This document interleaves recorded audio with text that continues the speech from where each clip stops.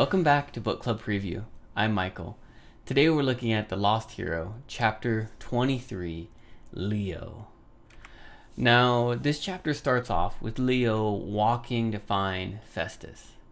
And unfortunately for Leo, Festus has landed in the toilets.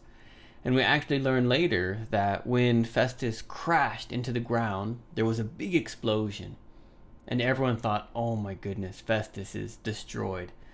But it's actually because of all the bad things that we put in a toilet. And there are some chemicals and things in these toilets that when Festus crashed into him, he was so hot that those chemicals exploded. It wasn't Festus, but it was the things around him actually that exploded. And it's partly because he crashed into toilets. Yum. Well, Leo finds Festus, and there's no damage. He's fine. Leo doesn't know what the problem was. Leo opens up his brain, and he finds the problem that his control disc and all the wires have been frozen. And Leo's like, how could that happen? We were flying in the air. Festus was super hot, and suddenly his brain freezes. That's not right. And there's a lot of damage done there, and Leo's not sure if he can fix it. But he remembers his mom saying anything can be fixed. And so Leo just kind of takes a breath, and he's like, all right, well, I'm just going to start cleaning and see what happens. So he pulls some things out of his magical tool belt, and he just starts cleaning and getting to it. While he's cleaning, he suddenly starts to think about Kion and Jason and Piper, and he feels stupid. He feels maybe worthless even. He doesn't feel important. He felt like he was being an idiot in front of Kion, and of course she wouldn't like him. And then Piper and Jason, when they started dating, he felt kind of left out. And then when they found out their dating was just an illusion by the fog, Leo was kind of happy because he was like, oh, it's just going to be the three of us again, and there's not going to be any couple. But then he kind of feels like, oh no, Leo or Jason and Piper, they're probably going to become a couple again. And so Leo is just kind of feeling down. And he keeps telling himself bad things about himself. And when this happens, out of the ground, he sees this face, and it's this woman that he saw when he killed his mom. We don't know who she is yet, but it's this woman, and she calls the giant her child, her son, I think. And she tells Leo, no, Leo, you are actually very important, but I don't want you to help these other people. Please join my team. She kind of asks him. And Leo just gets angry seeing her, and he's like, oh, never. And when this happens, he suddenly hears these sounds and crashes.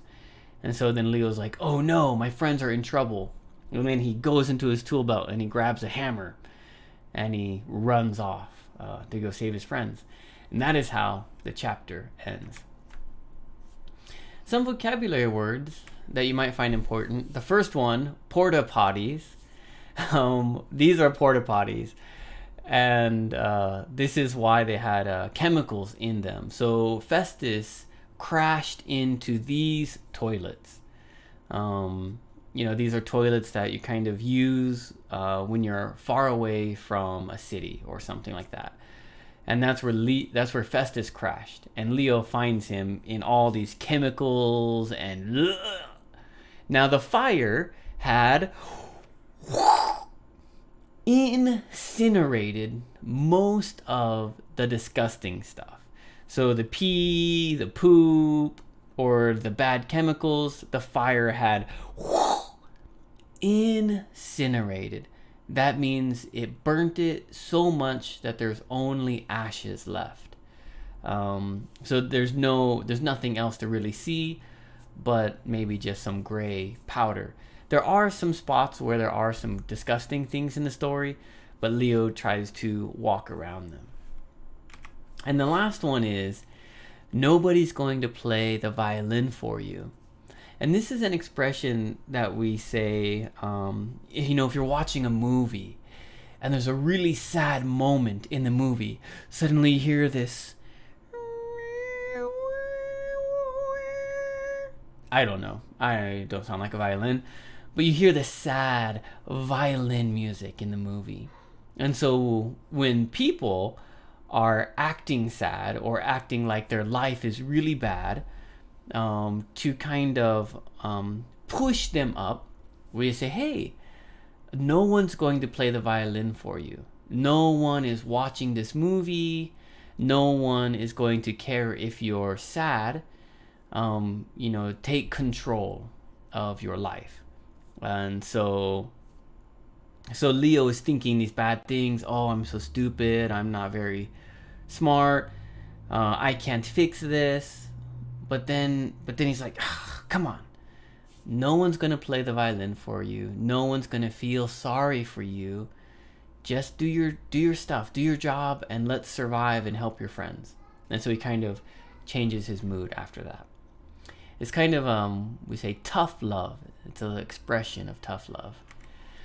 A discussion question I'd like to ask you is, have you ever had a pity party? This is what we call what Leo is doing, where he's just thinking to himself about all of the bad things in his life, and he might even be saying them out loud. And it's not a real party, it's not a happy thing, but it's just you continuing feeling bad and feeling bad and feeling bad and feeling bad just by yourself.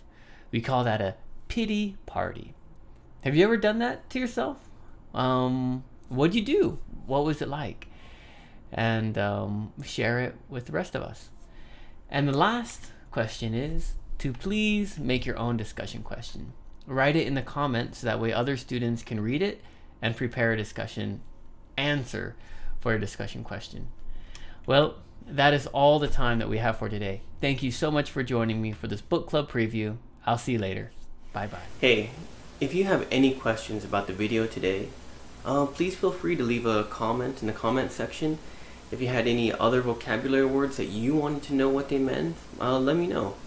And also, if you're interested in maybe joining one of these book clubs, please leave a comment and I'll get back to you. Thank you so much for watching. Bye-bye.